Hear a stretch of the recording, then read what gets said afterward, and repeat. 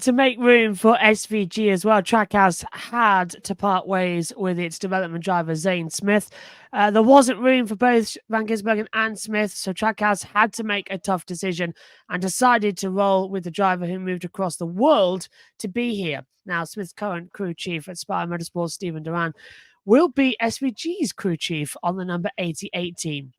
Zane Smith has put out a statement saying, obviously, I am disappointed that I've been put in a tough spot. I am diligently exploring quality driving opportunities and hope to quickly wrap up my plans for next year.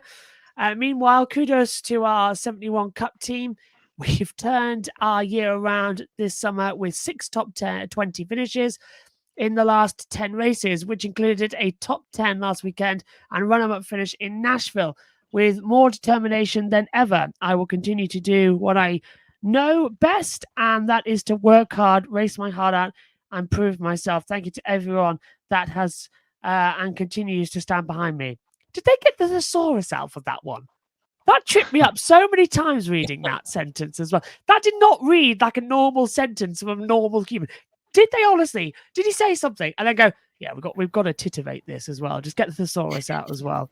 Honestly, that tripped me up without glasses on as well at 11:19 on a Wednesday evening.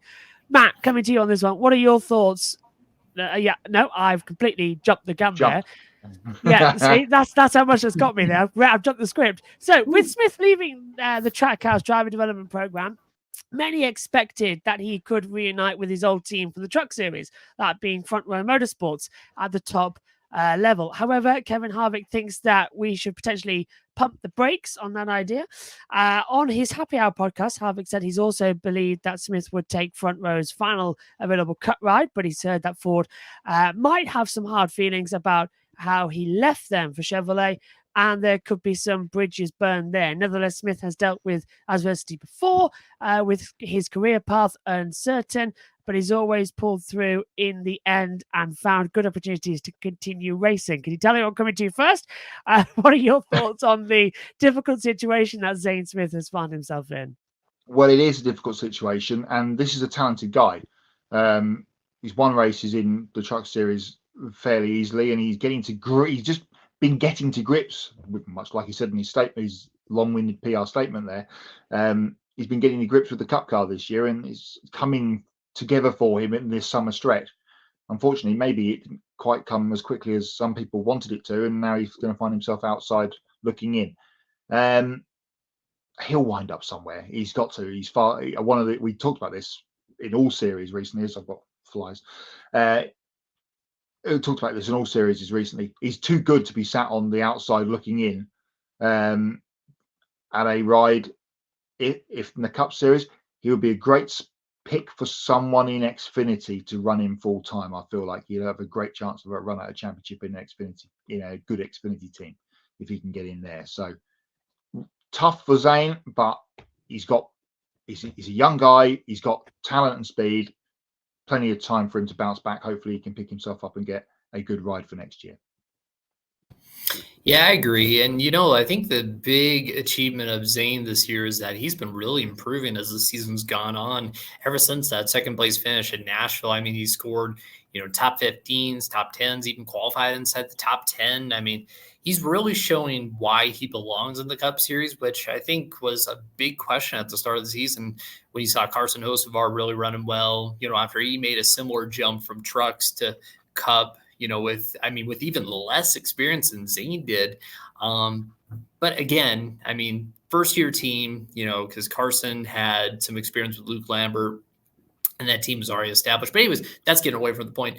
With Zane, I would feel very heartbroken if he fell victim to, some of the dealings and some of the, I guess you could argue, politics of the manufacturers in the sport. I mean, we've even seen it with, Parker Retzlaff, what's going on with, how he said there was some backlash from Chevrolet and his decision to push Harrison Burton at the end of the race.